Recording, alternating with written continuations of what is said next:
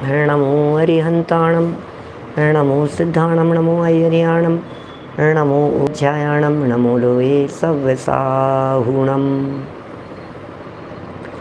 ओकारं बिन्दुसंयुक्तं नित्यं ध्यायन्ति योगिनः कामदं मोक्षदं चैव ओंकाराय नमो नमः।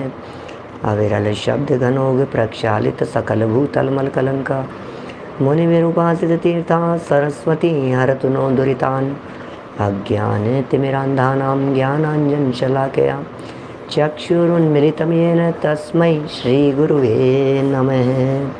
श्री परम गुरुवे नमः। परम्पराचार्य गुरुवे नमः। सकल कलुष विध्वंसकं श्रेयसां परिवर्धकं धर्म संबंधकं भव्य जीव मन प्रतिबोधकारकं पुण्य प्रकाशकं पाप प्रणाशकमिदं शास्त्रं श्री संयम प्रकाशनामधेयम् अस्य मूल ग्रंथकर्तारे श्री सर्वज्ञ देवास्तदुत्तर ग्रंथकर्तारे श्री गणधर देवा प्रतिगणधर देवा तेषामसाध्य आचार्य श्री कुंद कुंदामनाय आचार्य सूर्य सागरेण विरचितं श्रोतारे सावधानतया शृण्वन्तु। मंगलम भगवान वीरो मंगलम गौतमो गणी मंगलम कुंद कुंदाद्योजन धर्मोस्तु मंगलम सर्वमंगल मांगल्यम सर्वकल्याणकारिकम प्रधानम सर्वधर्माणां जैनम जयतु शासनम जैनम जयतु शासनम जैनम जयतु शासनम। संयम प्रकाश नाम का यह ग्रंथ आचार्य सूर्य सागर जी साहब द्वारा लिखी गई श्रावकों के जीवन उद्धार के लिए यह सुंदर रचना। यहाँ हम विविध प्रकार के व्यसनों की चर्चा करते हुए कल तक एक ऐसे व्यसन की चर्चा कर चुके हैं जो वर्तमान समय में बिल्कुल अनुपयुक्त जैसा दिखता है, जिसका नाम था शिकार। हमें ऐसा लगता था कि आखिर इस शिकार नामक व्यसन की वर्तमान में तो कुछ ज़रूरत नहीं होनी चाहिए। ऐसा लगता था कि इस शिकार की चर्चा ही नहीं होनी चाहिए। लेकिन जब हमने उसके व्यावहारिक प्रयोग देखे तो हमें ऐसा लगा कि हम लोग भी तो शिकारी हैं, घर घर में शिकारी बने फिर रहे हैं। जहाँ देखो वहाँ शिकार करते हुए लोग दिखाई दे रहे हैं। न से ही बड़े बड़े सैनी पंचेंद्रिय जीवों का, लेकिन छोटे छोटे से जीवों का सही शिकार तो हो रहा है। 4 इंद्री का हो रहा है, 3 इंद्री का हो रहा है, कॉकरोच जैसे जीवों का हो रहा है, छिपकली जैसों का हो रहा है, चूहों का शिकार हो रहा है। ये अनजाने में न मालूम कितने कितने प्राणियों के शिकार हम लोगों के माध्यम से हो रहे हैं। यदि उनसे हम बचने की कोशिश करेंगे तो ज़रूर हमारा जीवन निर्मल बनेगा। इसलिए हमें कोशिश यही करनी चाहिए कि चाय का प्याला पी कर के उसे सिंक में ना रखें। कोशिश यही होनी चाहिए भोजन करते समय यदि हमारे हाथ से कुछ अन्न के दाने नीचे गिर गए हों तो हम उन्हें तुरंत नीचे से उठा लेवें, नहीं तो वहाँ आने वाली चींटियों के हत्या का पाप हमें ही लगने वाला है। ये प्रमाद का पाप है, ये असावधानी का पाप है, ये अयत्नाचार का पाप है। ये कोई छोटा पाप नहीं है। माने इस पाप को भी हमें बड़ा पाप समझना चाहिए। बचने की बात है, जितना बच सकें उतना बचने का हम प्रयत्न करते रहें। और भी जितनी जितनी बातें हमने बतलाई थी, चाहे वो कॉकरोच को ऊपर से फेंकने संबंधी बात हो, चाहे मकड़ियों के जाले हटा करके उन्हें जान से मार देने वाली बात हो, चाहे सर में उत्पन्न होने वाली जुओं की चर्चा हो, या फिर छिपकलियों को घर से निकाल देने वाली बात हो, या चूहों को किसी पिंजरे में बंद कर उनके घर परिवार और परिवार के सदस्यों से 100, 200, 400 मीटर दूर छोड़ करके आने वाली बात हो। ये सब बातें बहुत सावधानी योग्य है और बहुत सावधानी ही हमारे को रखनी चाहिए, है ना। तो अब हम यहाँ बात कर रहे हैं आगे आज एक और परिचय के संदर्भ में, एक और व्यसन के संदर्भ में, जिस व्यसन का नाम है चोरी। व्यसन शब्द वास्तव में आदत के अर्थ में प्रयुक्त होता है। वे सारी खोटी आदतें हैं जो हमें गलत कार्य की तरफ उन्मुख करे, वो व्यसन कहलाता है। इसमें चोरी भी एक व्यसन है। व्यक्ति ज़रूरत के लिए चोरी करता हो ऐसा नहीं है। चोरी करने की एक आदत भी पड़ जाती है, हैबिट हो जाती है। व्यक्ति ऐसी आदत पड़ जाती है, चोरी देख देख करके ही भाव बिगड़ जाते हैं। माने कहीं ऐसा न हो जाए कि किसी पदार्थ को देखकर हमें चोरी करने के भाव न आ जावें, इसलिए होते हैं। कभी कभी ऐसा भी समझ लीजिए आप, हमारे पिताजी ऐसी बात भी कहते हैं कई बार कि बेटा ये जो ताले लगते हैं, ये ताले चोरों के लिए नहीं लगते। क्या? ये ताले तो साहूकारों के लिए लगते हैं, सज्जनों के लिए ताले लगाए जाते हैं। क्या माने चोरों के लिए ताले नहीं लगते का अर्थ ऐसा है कि चोर चोरी करने के लिए आएगा तो ताले तोड़ करके चोरी करके ले जाएगा, लेकिन खुला ताला देखकर, अलमारी खुली देखकर शरीफ सज्जन व्यक्ति के परिणाम न बिगड़ जावें, इसलिए तालों की ज़रूरत है। कहीं ऐसा न हो जाए जब माल पड़ा हुआ सामने दिखाई देता है तो नीयत बदल जाती है शरीफ लोगों की भी, इसलिए ज़रूरत है। चोर तो सूने मकान को देख करके ताले तोड़ करके ले जाते हैं, वो तो चोरों की बात हो गई। खैर देखिए, ये चोरी करना एक आदत जैसी हो जाती है, एक व्यसन हो जाता है, लत लग जाती है।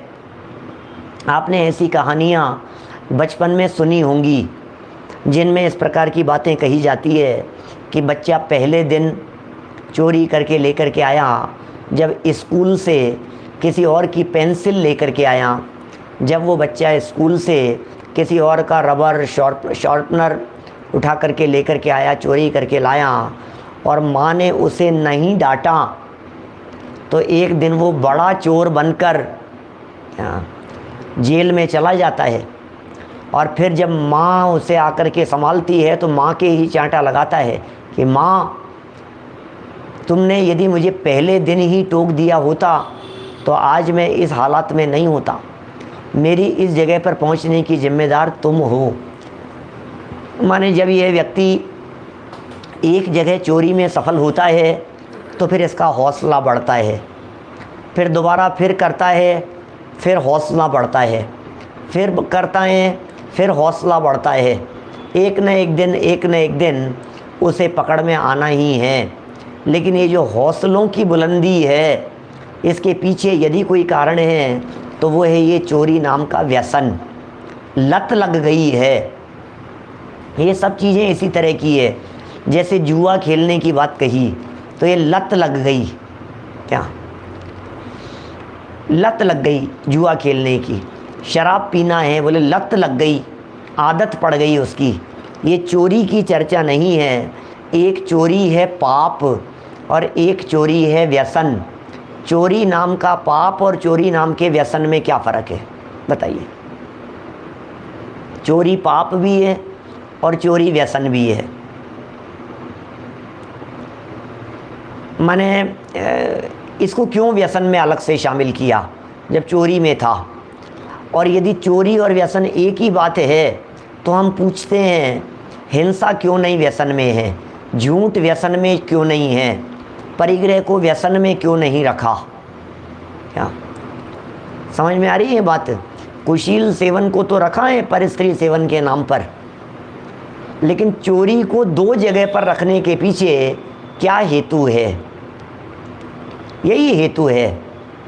वस्तु को चुरा लेना ये चोरी है। चोरी में वन टाइम है, और जब वो वन टाइम की चोरी हैबिट बन जाती है, जब वो लत लग जाती है, तब वो व्यसन कहलाता है। यहाँ व्यसन की चर्चा कर रहे हैं अपन, देखिए। और पता है चोरी व्यसन कब बन जाएगी?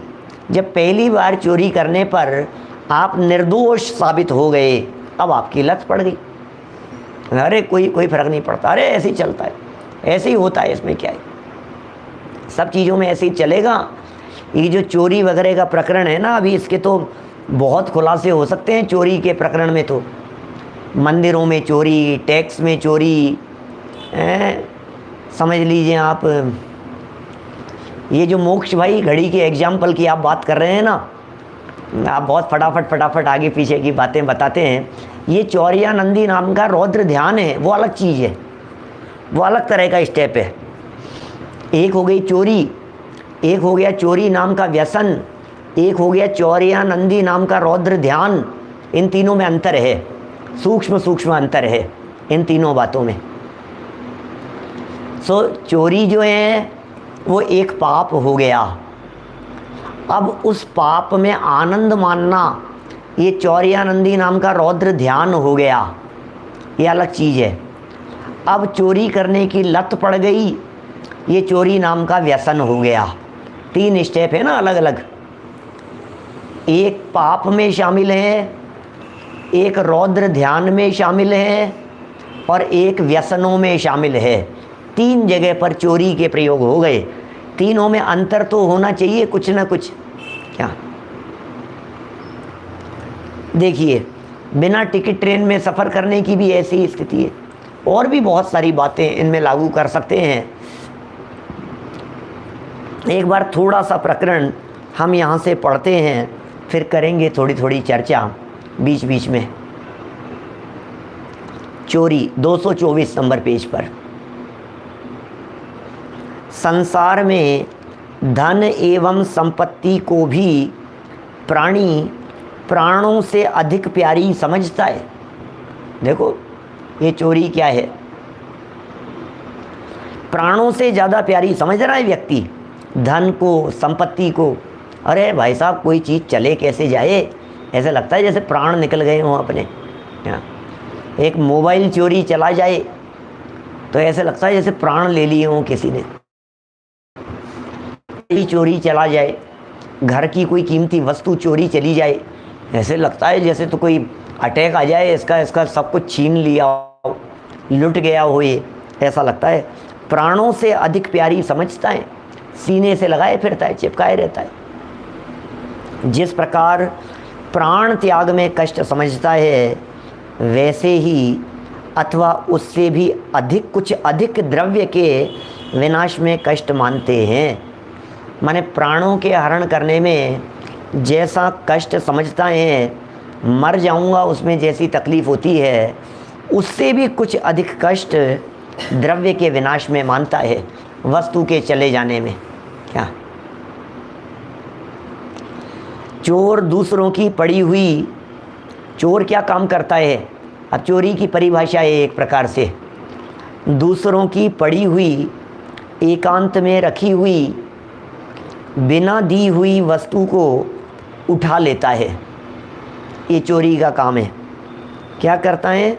दूसरों की पड़ी हुई, रखी हुई, बिना दी हुई, भूली हुई वस्तु को उठा लेता है एवं मकानों में सेंध लगाकर उसके प्राण से अधिक प्रिय धन को ले जाता है। ये क्या किया इस चोर ने? सेंध लगा देता है। सेंध लगाना जानते हैं आप? सेंध लगाना क्या चीज़ होता है? मिलावट जैसा, घालमेल करने जैसा, लगे नहीं कि कुछ गड़बड़ की है, इस तरह का काम होता है सेंध लगाना। मैंने आपसे गोल्ड लिया और इसका हम पिघला करके ये बना करके दे देंगे, तो उसमें सेंध लगा दिया। ये सेंध लगाने का काम इस तरह का होता है। मकानों में सेंध लगा देता है, लगता नहीं है, बाहर से पीछे से मिल कर के गए और एकदम सब चोरी करके समेट करके ले आए। जिसका धन जाता है वह प्राणी उस संपत्ति के वियोग में कितना संतप्त होता है, यह वचनातीत है। जिसकी चीज़ जाती है ना, उसे ही पता लगता है। अब ये भी डिपेंड करता है पर्सन टू पर्सन, है किस व्यक्ति का कितना अनुराग है, किसकी कितनी आसक्ति है, उसके ऊपर निर्भर करती है ये बात। क्योंकि संसार में ऐसे लोग भी बहुत मिलेंगे जिनकी धनाधिक वस्तुएं चले जाने पर भी उन्हें कोई फ़र्क ही नहीं पड़ता, उन्हें कोई परवाह ही नहीं होती। ऐसे लोग भी बहुत हैं, है ना। गया तो गया, क्या फ़र्क पड़ गया। निकल गया तो निकल गया, जाना था जो चला गया, कोई बात नहीं, अब क्या करो। इत्यादि कारणों से चोरी के बराबर अन्य अन्याय एवं पातक दूसरा नहीं हो सकता। पातक माने गिरा देने वाला, नीचे पहुंचा देने वाला, ये कोई दूसरा नहीं हो सकता। ठीक है ना। इस लोक में राजदंड तथा जनता में निंदा को प्राप्त करता है और परलोक में दुर्गति प्राप्त करता है। ये चोरी करने वाले की बात कही। बोलो, चोरी करने वाला व्यक्ति कितना संतप्त रहेगा, कितना आकुलित व्याकुलित होगा। राजदंड भोगेगा, पुलिस सजा देगी उसे, कानून सजा देगा उसे, और निंदा को प्राप्त होगा, जनता उसे निंदा देगी, कानून उसे सजा देगा। और इतना ही नहीं, परलोक में दुर्गतियों को प्राप्त करेगा, परलोक में चला जाएगा, दुर्गति की प्राप्ति होगी उसको, नरक में जाएगा, तिर्यंच में जाएगा। कैसी हालत है, सोचते नहीं है। ऑफिसों में कितनी चोरियां होती है। चाकर चोर ऐसा कहाँ है इन्होंने कि इनकी पंक्तियां हैं, पुराने कवि हैं अपने, चाकर को चोर कह करके पुकारा है। जो चाकरी करने वाले होते हैं, कुछ न कुछ पड़ी हुई चीज़ को मन आ जाता है, उठा करके ले जाते हैं। ऑफिस में काम करने वालों को कितना सावधान रहने की ज़रूरत है, अपने परिणामों को संभालने की ज़रूरत है। अधिकारी वर्ग को, कर्मचारी वर्ग को, गवर्नमेंट ऑफिस में काम करने वाले, प्राइवेट ऑफिस वगैरह के अंदर काम करने वाले, वहाँ के पेन को तो अपनी संपत्ति समझते हैं, स्टेशनरी को तो अपनी संपत्ति समझते हैं, वहाँ के फ़ोन वगैरह को अपनी संपत्ति समझते हैं। ऐसा समझते हैं इस पर तो हमारा अधिकार है। क्या माने, ये सब तो ऐसा समझ करके चलता है कि अरे इसमें क्या हो गया, वहाँ बैठा हूँ तो वहाँ की यदि ऑफिस को यूज में ले रहा हूँ, वहाँ की यदि स्टेशनरी को यूज में ले रहा हूँ तो बहुत बड़ी गलती थोड़ी ना हो गई। यहाँ का जो पेन है ये तो मेरा ही है, यहाँ के जो स्टेपलर हैं, यहाँ की जो और चीज़ें हैं और स्टेशनरी है, यहाँ की जो डायरी पैड वगैरह हैं, ये सब तो मेरे ही हैं। अपने घर ले जाता है, ले जा करके रख लेता है, उनको अपने उपयोग में लेता है, निजी उपयोग में लेता है, निजी कार्य में लेता है। तो ये सब जो चीज़ें हैं ये चोरी के अंतर्गत ही जाती हैं। बहुत बहुत बातें हैं। बहुत बड़ा तो विचारणीय मुद्दा यह है कि कम से कम धर्म क्षेत्र में तो इस प्रकार की चोरियों से हमें सावधान रहना चाहिए। हाँ, धर्म क्षेत्र में हम अपने आप को कितना संभाल करके रख सकते हैं, ये बहुत विचारणीय बात है। पंच कल्याणकों के प्रसंगों पर, आयोजनों के प्रसंगों पर 2 रुपया हमारे पास में रह जाए, ऐसा काम नहीं होना चाहिए भाई साहब। जितने समय यदि आपने यदि मंदिर का पैसा लिया है या मंदिर में आपने कोई बोली है, यदि आपने कोई घोषणा की है, तो आप तुरंत वहाँ पैसा पहुँचाइए। हमने ऐसे ऐसे तक साधर्मी देखे हैं जो अपनी जेब में जितना पैसा लेकर के आते हैं उतनी ही बोली बोलते हैं, उससे ज़्यादा नहीं बोलते। नहीं भाई साहब, घर जा कर के दे देना कि नहीं, कोई बात नहीं, आपके पास में नहीं है, घर जा कर के दीजिए। जो आपने घोषणा कर दी है उसका तुरंत भुगतान कीजिए, उसको वेट मत कीजिए। यदि बीच में प्राण चले गए तो फिर हम उस धन को कौन से भव में जा कर के चुकाएंगे, नहीं सोचते हैं आप। हम उस धन को कौन सी जगह जा कर के चुकाएंगे, नरक में, निगोद में, एक इंद्रिय पर्याय में, कहाँ जा कर के चुकाएंगे। निर्माल्य का महापाप लग रहा है उसमें। अभी यदि मान लीजिए दोबारा हम कभी मनुष्य बन गए और फिर हमारे एक साथ 2 लाख रुपए का नुकसान हो गया, 2 करोड़ का नुकसान हो गया, कि तुम 2 करोड़ का समझ रहे हो, सारा ब्याज सहित है, आपने 21,000 रुपये बोले थे और दिए नहीं, तो 21,000 रुपये आपको 2 करोड़ में वसूलेंगे। ऐसा कर्म फलित होकर के आता है क्या। जिन मंदिर का पैसा है वो निर्माल्य की श्रेणी में चला जाता है। यद्यपि निर्माल्य की भी बहुत सारी आजकल अटपटी सी व्याख्याएं चलने लगी हैं। वैसे सैद्धांतिक तौर पर तो जो मंत्रोच्चार पूर्वक जो सामग्री चढ़ाई जाती है उसको उपयोग में नहीं लेना चाहिए, वही निर्माल्य है। लेकिन मंदिर का पैसा, मंदिर की चीज़ें, मंदिर की चौकियाँ, मंदिर की दरियाँ, मंदिर के सामान, उन्हें क्यों उपयोग में लावें अपन। निजी उपयोग में उन वस्तुओं को क्यों लिया जावे। ये सब बहुत विचारणीय बातें हैं। और गजब की बात कहूँ आपको, जिन मंदिर निर्माण करने में, पंच कल्याण कराने में, आयोजनों में और उसके निर्माण वगैरह में ज़मीन पर कब्जा कर लेना, ज़मीन पर कब्जा करके मंदिर बना लेना, अरे अरे उस मंदिर से क्या प्रभावना होगी। जो मंदिर ही चोरी की नींव पे खड़ा हुआ है, चोरी की नींव पर खड़ा हुए मंदिर से क्या परिणाम होंगे और क्या प्रभावना होगी। विचारणीय बात कह रहा हूँ बहुत आपसे। पंच कल्याणक प्रतिष्ठा महोत्सव बनाया हमने, क्या बताएं भाई साहब, प्रमोद जी भाई साहब क्या बताएं, किस किस की हाल बतलाएं और किस किस की चर्चा करें। अभी पंच कल्याणक प्रतिष्ठा महोत्सवों में बिजली चुरा ली, सरकार की बिजली चुरा ली हैं, उसकी जेब में कुछ रुपए डाल दिए, अरे तू चलने देना कोई बात नहीं, 1000-2000 उसकी जेब में दिए और हो गया। सरकारी ज़मीन थी, कब्जा कर लिया उसके ऊपर, घूस खिला दी, ये कर लिया। अरे भाई क्या क्या कर रहे हो आप।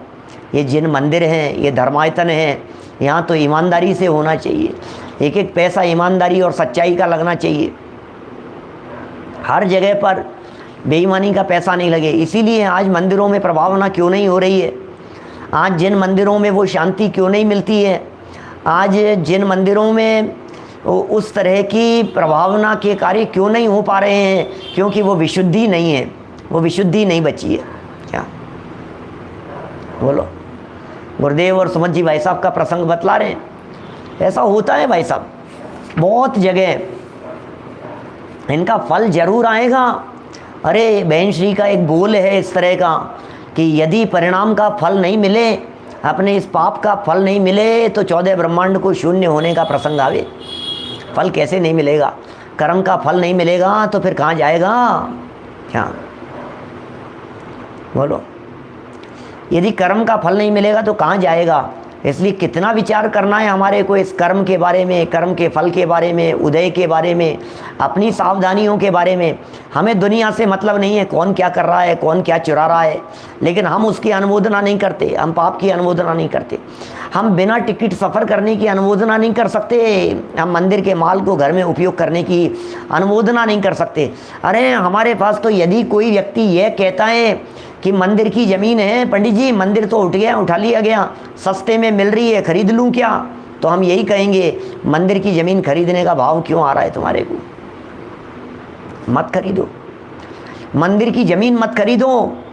जिस जगह पर वेदियाँ बनी हुई थी, जिस जगह पर भगवान विराजमान हुए थे, उस जगह को हम खरीद करके हमारे भोगों के काम में लेंगे, ये काम हमसे नहीं हो सकता है। उसको तोड़ो मत, उसे तोड़वाओ मत। छोटी छोटी सी बातें हैं जो जीवन निर्माण के लिए है। प्रसंग तो चोरी का चल रहा है, लेकिन ये सारी बातें भी कहीं ना कहीं चोरी से ही रिलेट करती हुई सी दिखाई देती है।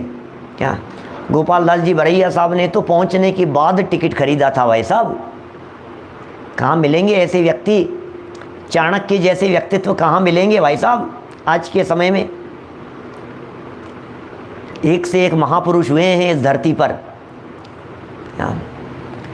मंदिर के चावल खरीद लेना, नारियल खरीद लिए जाते हैं। मंदिर के नारियल मंदिर वाले दुकान वाले को बेचते हैं, या मंदिर वाली से ही खरीद लेते हैं कम पैसे के अंदर नारियल। मंदिर में विधान हुआ था, नारियल चढ़े थे और उन नारियलों को अपन ने वो मंदिर वाली से आधे कीमत में खरीद लिया। क्यों? क्योंकि आगे रक्षाबंधन आ रही थी, हमें भाइयों को देना था, इनको देना था, हमें ज़रूरत थी।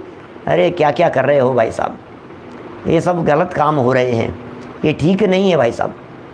जो निर्माल्य सामग्री है वो उसके पास में जा रही है और फिर उसके पास में जा कर के आप उसको खुद उपयोग में ले रहे हो। मैं तो दुनिया भर में न मालूम किस किस तरह के भ्रष्टाचार, पाप और ये खोटे कार्यों को देखा है। इसलिए देख देख करके लोगों से सुनता हूँ, घूमता भी हूँ सब तरफ, तो लोग कितनी कितनी तरह की बातें बतलाते हैं। लौंग ले लेते हैं, तेल निकलवा लेते हैं, काम में ले लेते हैं, क्या चढ़ी हुई सामग्री को काम में ले लेते हैं। अरे क्यों लेते हो आप? आपको वही जगह बची है क्या? 2 पैसे बचा करके क्या कर लोगे? थोड़ा सा पैसा बच गया तो हमें नहीं बचाना है, हमें नहीं करना है ये सब कार्य। देखिए, चोरी का प्रसंग चल रहा था। चोरी करने से विश्वसनीय पुरुष भी अविश्वसनीय हो जाता है। देखिए ज़रा क्या कह रहे हैं, देखिए, चोरी करने से राजमान्य पुरुष भी, ओहो, सब मानते थे, सब कीमत करते थे, सब वैल्यू देते थे उनकी, ऐसे राजमान्य पुरुष भी तिरस्कृत हो जाते हैं। अरे चोर, चोर, चोरी करने वाला व्यक्ति, अरे अरे हैं? और अविश्वसनीय, विश्वास नहीं करते फिर उसका कोई, तथा राजदंड का पात्र होता है, राजदंड का पात्र हो जाएगा वो। चोरी करने वाला व्यक्ति सजा का भागीदार हो जाएगा, पुलिस पकड़ करके ले जाएगी। कितनी घटनाएं, व्यक्ति विचार नहीं करता है, और आजकल तो सब बातें पकड़ में आ जाती हैं भाई साहब। आजकल चोरी वोरी क्या बात कर रहे हो आप, कोई चोर ऐसा नहीं है जो चोर को पुलिस पकड़ नहीं सके। आज ऐसी व्यवस्थाएं हैं, टेक्नोलॉजी पुलिस के पास में आज इस प्रकार की है कि हर व्यक्ति पकड़ में आ जाए। अभी जयपुर के कुछ मंदिरों से चांदी चोरी हो गई, 10 दिन बाद में सब पकड़ में आ गया, बिल्कुल सब चीज़। सीसीटीवी हो गए हैं, आपके मोबाइल फ़ोन हो गए हैं, कॉल हैं, आपको सारा पकड़ लेती हैं पुलिस, कौन सी जगह पर हैं, आपका पता लग जाता है, उसका नेविगेशन से पता लग जाता है वो कौन कौन सी जगह पर हैं, सारी बातें पता लग जाती, कौन कहाँ छिप करके जाए। अब वो पुलिस ही नहीं पकड़े वो एक अलग बात है ना। माने सब तरह की स्थिति है ना यहाँ पर। तो ये तो हमें ये बतला रहे हैं, राजदंड का पात्र हो जाता है इस व्यसन में। तो ये सोच रहा है बंटी बबली की तरह कि कौन पकड़ेगा, कौन पकड़ेगा, कौन पकड़ेगा, हमें तो कोई नहीं पकड़ सकता, आज तक तो नहीं पकड़ा गया, आज तक तो नहीं पकड़ा गया। भाई आज तक नहीं पकड़ा गया तो फिर कभी तो पकड़ में आएगा।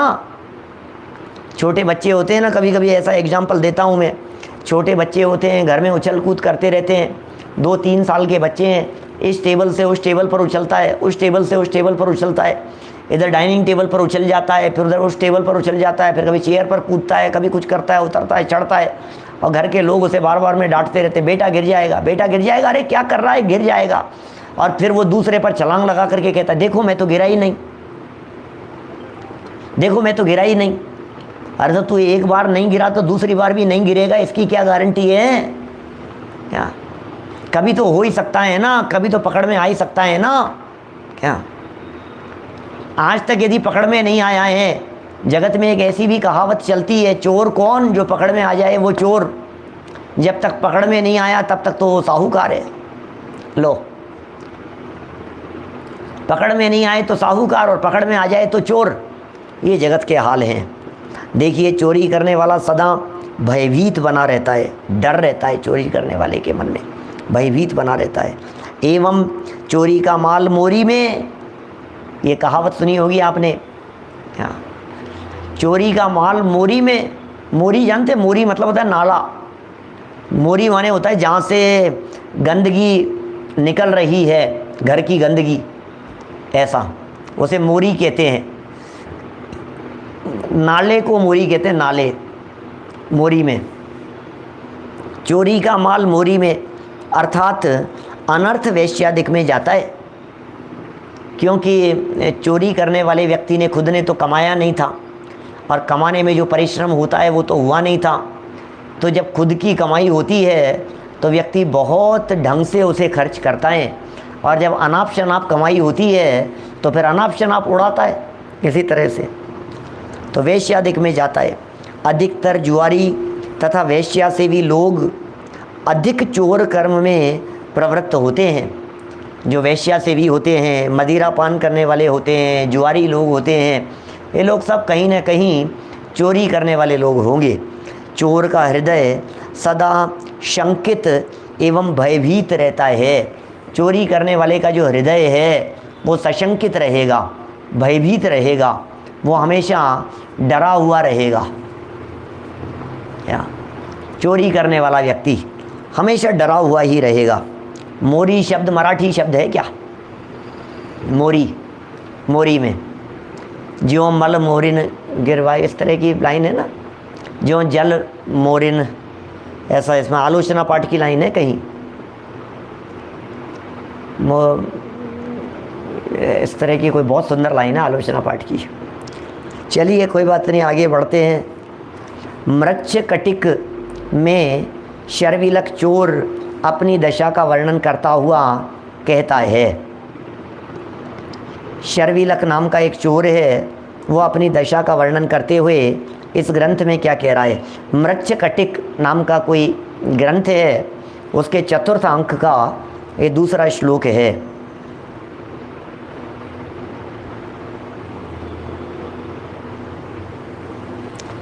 यह कश्चित् त्वरित गतिर्निरीक्षते मा संभ्रांतं द्रुत मुपसर्पते स्थितं वा तं सर्वं तुलयति दूषितो अंतरात्मा सर्वैर्दोषैर्भवति शंकितो मनुष्य है। जो कोई भी जल्दी जल्दी चलकर मुझे संभ्रांत भौचक्के को आकर देखता है, माने कोई स्थिति ऐसी बन जाती है ना, अचानक किसी व्यक्ति ने आकर के देख लिया क्या, अथवा मेरे पास ले जाता है, उसी को देखकर यह दूषित मेरा अंतरात्मा शंकित हो जाता है।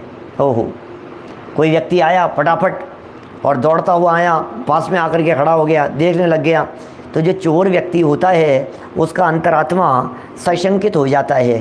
ठीक ही है, संसार में मनुष्य अपने दोषों से ही शंकित होता है। चोर होते हैं ना, चोरों की हालत इसी प्रकार की होती है। कोई व्यक्ति उनके पास में आकर के खड़ा हो जाए, उन्हें देखने लगे तो घबरा जाते हैं, इसको पता तो नहीं लग गया मैं चोरी करके आया हूँ। पुलिस यदि सामने से आ रही हो तो घबरा जाते हैं, डर जाते हैं, दूझने लग जाते हैं, पता नहीं, अरे यार मेरे पास तो नहीं आ रही है, मेरे पास तो नहीं आ रही है पुलिस, मुझे तो नहीं पकड़ लेगी, घबराहट सी दिखाई देती है क्या। तो बहुत सशंकित रहते हैं चोरी करने वाले। चोर की दाढ़ी में तिनका, ये कहावत भी बड़ी प्रसिद्ध है संजय जी साहब, ये बड़ी गजब की कहावत है। चोर की दाढ़ी में तिनका, माने बहुत सारे लोग थे और कौन चोर है पता नहीं लग रहा है, तो इतना सा किसी वीरबल के द्वारा कह दिया गया कि मुझे पता लग गया है कौन चोर है क्या, वो व्यक्ति चोर है, मैंने देख लिया जिसकी दाढ़ी में तिनका लगा हुआ है क्या। मैंने सारी जांच पड़ताल कर ली है, ये जितने लोग हैं ना, इन सब लोगों में से महाराज, अब देखता है महाराज की तरफ, वीरबल बोल रहे हैं उन चोरों के लिए, मैंने देख लिया है, इनमें से चोर वो हैं जिसकी दाढ़ी में तिनका लगा हुआ है। और इतना कह करके महाराज की तरफ देखने लगता है, तो जिसकी दाढ़ी में तिनका तो किसी की भी दाढ़ी में नहीं था, लेकिन जिसने चोरी की थी, अब उसे दिमाग में ये बात आ गई कि मैं ज़रा अपनी दाढ़ी का तिनका तो हटा लूँ क्या, मेरी दाढ़ी में तिनका लगा हुआ है। तो वो जब हाथ ऐसे करता है तो पकड़ में आ जाता है कि यही चोर है, बता तूने अपनी दाढ़ी के हाथ क्यों लगाया क्या। चोर की दाढ़ी में तिनका, इसका मतलब ख्याल में आया आपके, कोई तिनका इनका कुछ नहीं होता है, चोर की दाढ़ी में तिनका का क्या मतलब है। लेकिन ये तो वीरबल की चतुराई से वो असली चोर पकड़ में आ गया। ये कौन असली चोर है ये कैसा पता लगेगा, जो अपनी दाढ़ी संभाल रहा है इसका मतलब वो चोर है, इसका नाम है चोर की दाढ़ी में तिनका। माने जिसने पाप किया होगा उसमें घबराहट जरूर होगी, जिसने दोष किए होंगे, गलती की होगी, वो जरूर धूजेगा। तुमने अपने आप कैसे कह दिया कि मैंने नहीं करी, मैंने थोड़ी ना की है, तो क्यों भैया, मतलब स्वयं ही आगे होकर के उस बात के संबंध में खुद ही सफाई दे रहा है। इसे कहते हैं चोर की दाढ़ी में तिनका। कहावतें हैं पुरानी हैं, ये मुहावरे हैं, इनके किस तरह के अर्थ कहीं ना कहीं कुछ ना कुछ इनमें रहस्य छिपे हुए होते हैं। बहुत छोटी छोटी सी बातें, अकबर बीरबल के किस्से में तो इसमें कितनी तरह की बातें हैं। इसलिए चोरी करने वाले व्यक्ति निगाह नहीं मिला सकता है, स्पष्ट नहीं रह सकता है, वो धूझता रहेगा, वो घबराता रहेगा। ये सब सिम्टम्स हैं अपराधी व्यक्ति के। अपराधी व्यक्ति, अपराध करने वाला व्यक्ति तुरंत इन सारी बातों से पकड़ में आता है। देखिए क्या कह रहे हैं यहाँ पर? चतुर्थांक अपन ने पढ़ा है मृच्छ कटिक का, इसी प्रसंग का अनुवाद देख रहे हैं।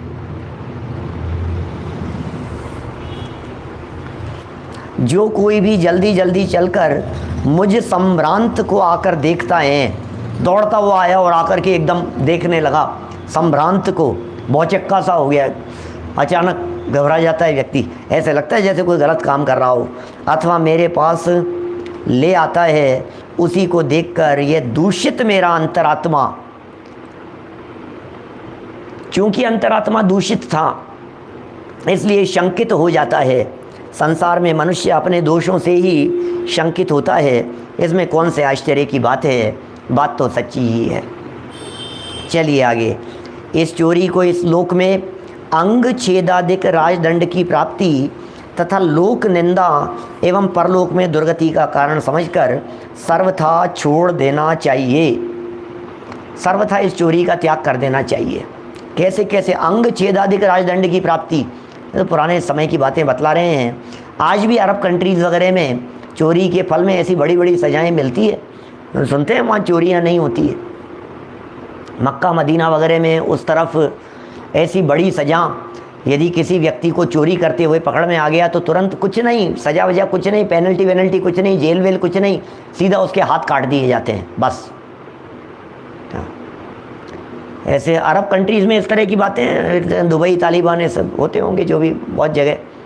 कुछ नहीं भाई साहब, सीधा झटके से चोरी की ना तुमने, अरे मैंने तो इतना सही तो चुराया था, पर्स में तो कुछ भी नहीं मिला, माल तो कुछ नहीं मिला, माल मिलाओ उसे नहीं मिलाओ, तेरे हाथ एक बार कट जाएंगे, जिंदगी भर कोई दूसरे देखने वाले व्यक्ति चोरी नहीं करेंगे, ऐसी सज़ा होती है। सऊदी वगैरह के अंदर ऐसी होती है सचिन जी, ये दशाएं बहुत है वहाँ, और इसलिए वहाँ अपराध भी नहीं होते उस दृष्टि से। प्रश्नोत्तर श्रावकाचार में भी कहा है। अभी तो आर्जव धर्म की पूजन में, सत्य धर्म की पूजन में, इनमें इस तरह की बातें आई थी। चोरन के पुर ना बसे, चोरों के कोई गांव नहीं बसते हैं। मायाचार करने वाला व्यक्ति, चोरी करने वाला व्यक्ति कहाँ बचेगा, कहाँ जाकर के फल भुगतेगा उसका।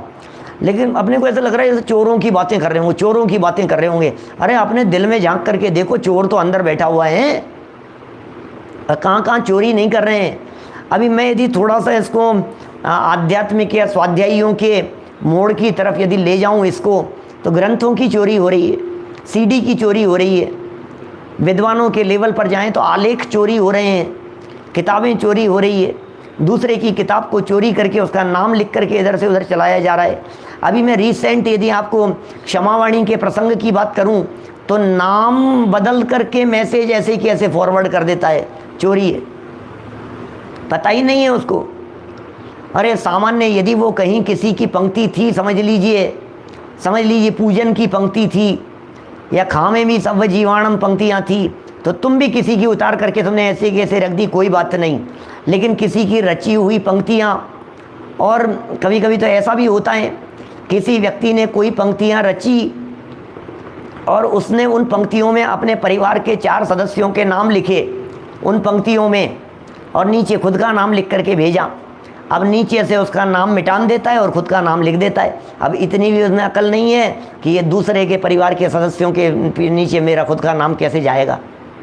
पता नहीं क्या क्या, मैं तो लेख चलते हैं व्हाट्सएप पर, नाम मिटान करके दूसरों के भेजते रहते हैं। भजनों में इस प्रकार का होता रहता है, स्तुतियों में इस प्रकार का होता रहता है। मेरी बनाई हुई है, 2 शब्द 4 शब्द बदल देता है, और 4 शब्द बदल करके ऐसा समझता है कि मैं तो इसका सब कुछ मेरा ही हूँ। तो क्या मेरा ही तो रचा हुआ है, मेरा ही तो किया हुआ है।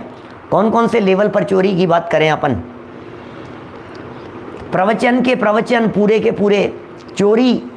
क्या यूट्यूब से ले लिया, इधर से ले लिया, उधर डाल दिया, अपने वो बढ़ाने के लिए कर दिया, तो ये सब चोरी नहीं है। ये दूसरे की चीज़ को अपनी चीज़ बना करके अपना बढ़ना चाहिए, अपना बढ़ना चाहिए।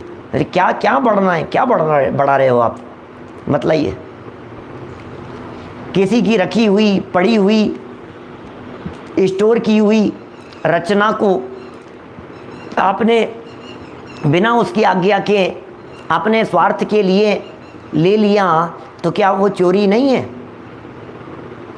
म्यूजिक चुरा लेते हैं, अपनी टीआरपी बढ़ाने के लिए कर लेते हैं, बहुत बहुत तरह की बातें हैं। व्हाट्सअप, फेसबुक, इनके माध्यम से जिस तरह की चोरियां चल रही है, टेक्नोलॉजी के लिए जिस तरह की चोरियां चल रही है, लाइट, बिजली, पानी की चोरियों संबंधी यदि आप बात करो, घर गृहस्थी के लेवल पर इनकम टैक्स चोरी की बात करो, टैक्स चोरी की बात करो, सेल टैक्स चोरी की बात करो, मंदिरों से ग्रंथ चुरा लेने की बात करो, दूसरों के ग्रंथ लेकर के उनको नहीं लौटाने की बात करो, मंदिर के ग्रंथ और जितने ग्रंथ मंदिर के अंदर रखे हुए हैं मंदिर के अलमारियों में, उन्हें तो अपने घर की संपत्ति समझता है। ज़्यादा कोई व्यक्ति कुछ कहे तो मंदिर में 100 का नोट डाल देना, यार ले जा तू तो ग्रंथ, कोई बात नहीं, क्या है। नहीं भैया, मंदिर की चीज़ को कैसे ले जा सकते हो आप? मंदिर में बैठ करके पढ़िए। क्या यदि वहाँ वही ग्रंथ मान लीजिए 50 रखे हुए हैं, 25 रखे हुए हैं, तो एक ग्रंथ आप पढ़ने के लिए यदि घर ले गए हैं तो ससम्मान उसे वापस जिन मंदिर में ला करके पूरा हो जाने के बाद में पुनः विराजमान कीजिए। क्या मैंने बहुत तरह से सोचना पड़ेगा। प्रसंग चोरी का चल रहा है इसलिए इस तरह की बात कह रहा हूँ। पहले भी मैंने इस तरह की बहुत तरह की बातें आप लोगों के बीच में पुरुषार्थ सिद्धि उपाय में, कहीं चोरी के प्रसंग में, कहीं और कहीं चलते समय कई तरह से की होगी। क्या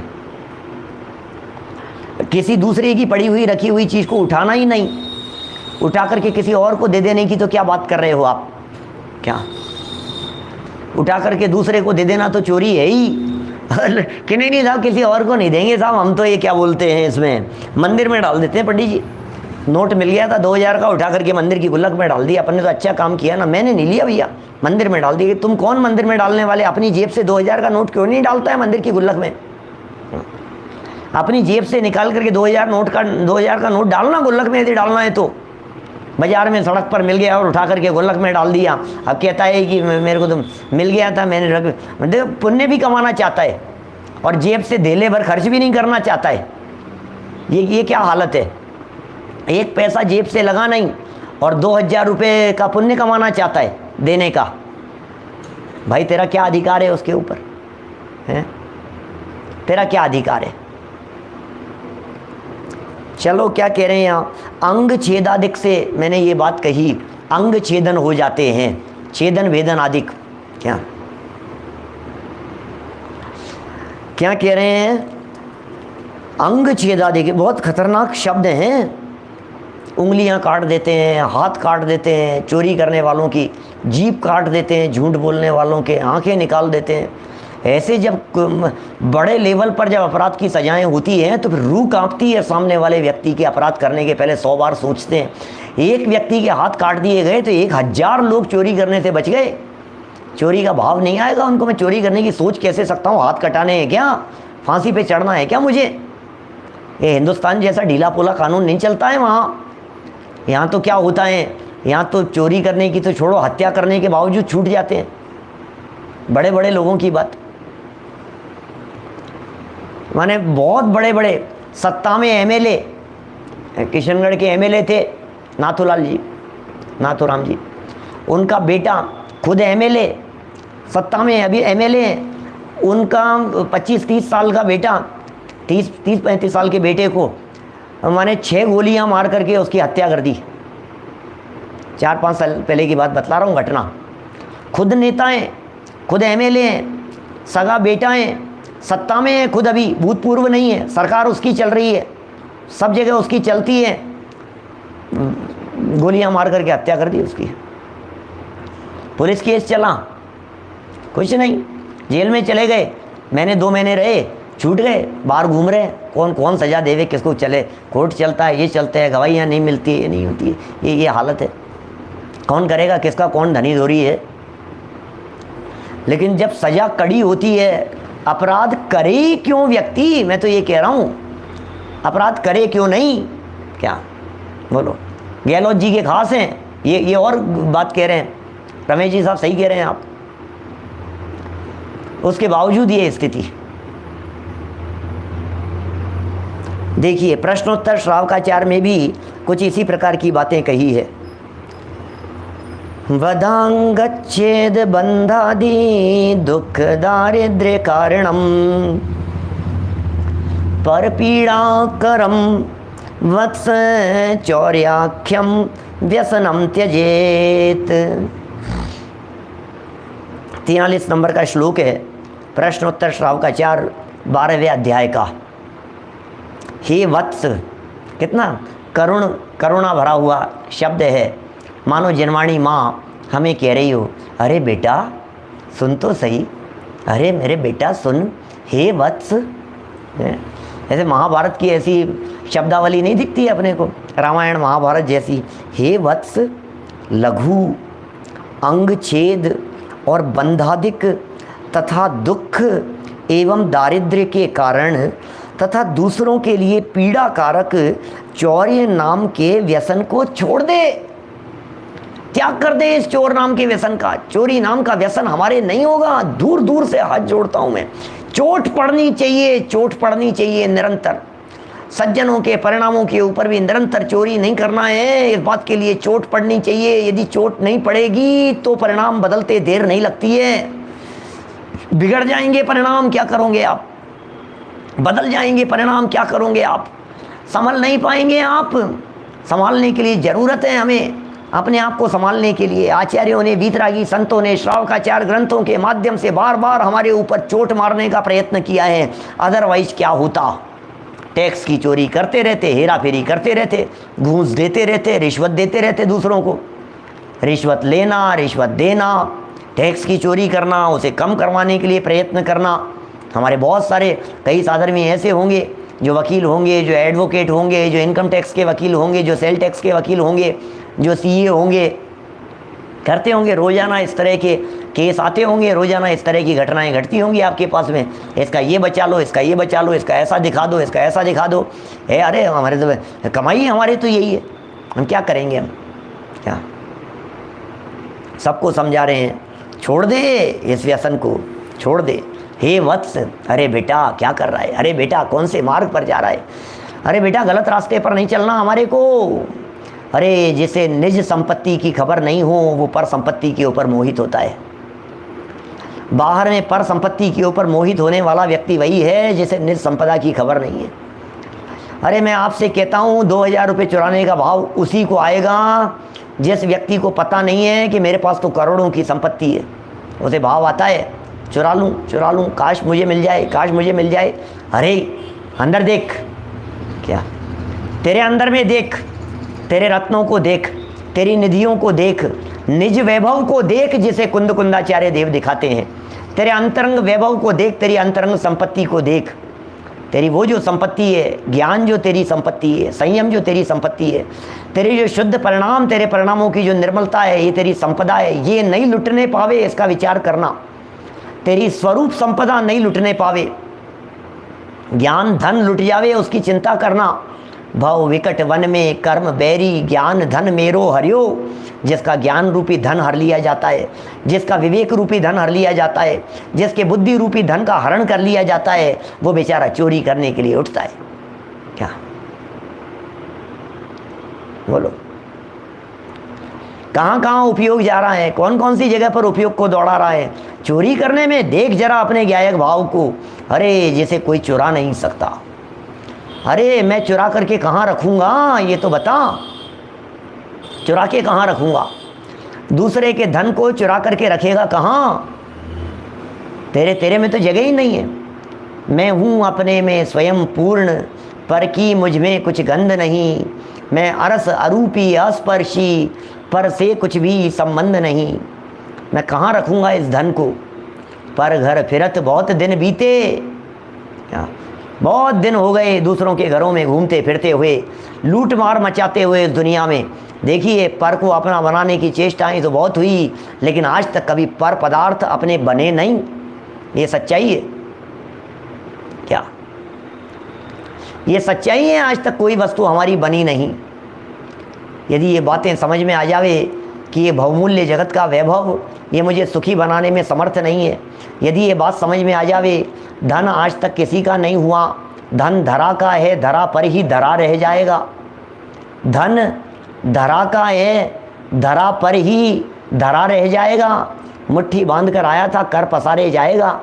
जब ये बातें समझ में आती है, क्या मुग़ल सम्राट सिकंदर के जब ये बातें समझ में आती है, मुग़ल तो नहीं था, यूनानी था, क्या जब ये बातें समझ में आती हैं तो फिर ऐसे वाक्य निकलते हैं, अरे दुनिया को पता लगना चाहिए भाई साहब, क्या बतलाएं, दुनिया को पता लगना चाहिए। निकला जब सिकंदर दोनों हाथ खाली थे, क्या ये बातें पता लगनी चाहिए।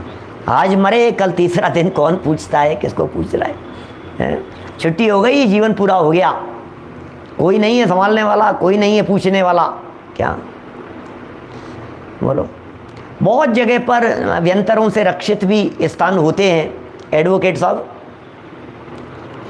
योगेश जी साहब, बहुत जगह पर ऐसे स्थान भी होते हैं जो व्यंतरवासी जो होते हैं, पूर्व भाव के कहीं चले गए, व्यंतर हो गए, देवी देवता हो गए, किसी जगह से किसी क्षेत्र से विशेष प्रकार का लगाव है, वहाँ वे अपनी शक्ति आदि के प्रभाव से ऐसा भी रखते हैं कि यहाँ चोरी नहीं होगी, कोई चोरी नहीं कर पाएगा, वो बातें तुरंत खुल जाएगी, ऐसा है। चलिए क्या बातें पढ़ी है बेटा। लघु माने छोटा है, और अंग छेद, उंगलियां छेद देंगे, हाथ काट देंगे, छोटा और बड़ा सब तरह का, और बंधन अधिक, जेल में डाल देंगे 6 महीने के लिए, जेल में खाना पीना सब समझ में आ जाएगा, सब बराबर हो जाएगा, खाया पिया सब निकल जाएगा। जब जेल में जाकर के डंडे पड़ेंगे, पुलिस वालों के हाथ के जब 2-4 डंडे पड़ते हैं ना, तो सारी बात समझ में आ जाती है। ये खतरनाक दृश्य मैं तो कहता हूँ बच्चों को दिखाए जाने चाहिए, चोरी के फल ये दृश्य दिखाए जाने चाहिए, या अपराध के फल ये दिखाए जाने चाहिए, निगाह में घूमने ही चाहिए, साल में एक बार तो कम से कम इस तरह की चर्चाएं दिलो दिमाग में घूमनी चाहिए, तब तो ये बचता है जीव ये पाप से। और उसे दिखाना चाहिए कि देख, एक तरफ तो इस चोरी के फल में ये सजाएं, और देख दूसरी तरफ मैं क्या कहता हूँ, दूसरी तरफ तेरी स्वरूप संपदा है, उसे यदि तू ग्रहण करेगा, उसका यदि लक्ष्य करेगा, तो तेरे लिए ये सिद्धालय का सिंहासन तैयार है। बोल, सिद्धालय के सिंहासन पर जाकर के बैठना है कि यहाँ जाकर के तुझे डंडे खाने हैं पुलिस के, क्या करना है, निर्णय तेरा है, विचार करना। एक तरफ परमात्मा कह रहे हैं अपने पास बुलाने के लिए, और दूसरी तरफ चोर उचक्के लुटेरे लोगों के बीच में उनकी संगति में जाकर के वहाँ डंडे खाएगा। पहले के ज़माने में चौराहे पर सजा दी जाती थी, ऐसा होता था। बंधादिक के दुख, और दुख दरिद्रता का कारण है। आपने की चोरी, आप क्या सोच रहे हो, ये दरिद्रता का कारण है ये चोरी। इस चोरी से दरिद्र नाम का कर्म बांध रहे हैं आप, क्योंकि आप सोच रहे हैं ना मैं चोरी कर लूँगा, मैं चोरी कर ली, मैंने इकट्ठा कर लिया, जो जल मल मोरिन गिरवायो, ऐसा ही है, चला जाएगा। दरिद्रता का कारण तथा दूसरों के लिए पीड़ा कारक, अपनी भी दरिद्रता होगी, दूसरा व्यक्ति भी बहुत अधिक पीड़ित होगा। इसलिए कह रहे हैं चौर्य नाम के इस व्यसन को छोड़ दे, आदत ही है। मैं कहता हूँ अंजन चोर, क्या कमी थी भाई साहब घर परिवार में, बोलो। अच्छे घराने से था, अच्छा वैभव संपन्न था भाई साहब, उसके बावजूद चोरी की लत पड़ गई। अरे मज़ा आता है, मज़ा आता है, हौसला बढ़ता है, ओ पता ही नहीं लगा सामने वाले व्यक्ति को, मज़े दिख रहे हैं। चुराने के अंदर भी उसको अंदर में शौक दिखाई दे रहा है। तो ऐसी बातें यहाँ कह रहे हैं, सावधान रहने के लिए और निषेध किया है उसका। बहुत सुंदर प्रकरण था। अपने लिए यथासंभव हम जिस लेवल पर हैं, जिस जगह पर बैठे हुए हैं, अपनी भूमिका के अनुसार जितनी बातों का हम त्याग कर सकें उतना त्याग करें। और सच्चा त्याग तो तभी होगा, सच्चे रूप में व्यसनों का त्याग तो तभी होता है जब अपनी स्वरूप संपदा को देखा जाता है। हम अपने स्वरूप संपदा को देखें और स्वरूप संपदा को देखकर इन व्यसनों से मुक्त हों। इसी भावना से बात को यहीं विराम देता हूँ। परस्त्री गमन निषेध संबंधी प्रकरण भी आज चलाने का भाव था, लेकिन चोरी में ही समय निकल गया। ये भी बहुत महत्वपूर्ण प्रकरण है और इसके ऊपर भी बहुत अच्छे ढंग से कलम चलाई है। कल तो प्रकरण ठीक 8 बजे से इस परस्त्री सेवन निषेध संबंधी ही शुरू हो जाएगा। आप यथा समय उपस्थित रहें। समय से इस महत्वपूर्ण प्रकरण के संदर्भ में, लोक में चलने वाली इस खोटी कुरीति के संदर्भ में सुनने के लिए ठीक 8 बजे कल रात को प्रातः 9:20 पर समय सार की छठी गाथा का भावार्थ, दोपहर में कोई एक विशेष विषय लेकर के आपके सामने 2:30 बजे आज रात्रि का प्रवचन नहीं है 10 बजे वाला, आज नहीं है, कल से बराबर पारस के ऊपर रेगुलर जैसा चलता है वैसा ही चलेगा। जनवाणी स्तुति। जावाणी के ज्ञान ते सूझे लोकालोक, सोवाणी मस्तक नमो सदा देत हूँ ढोक, सदा देत हूँ ढोक। 9 वर्णोकार मंत्र। नमो अरिहंताण, नमो सिद्धाणम, नमो अय्यरियण, नमो वज्रायण, नमो लोये समले समले। जनवाणी।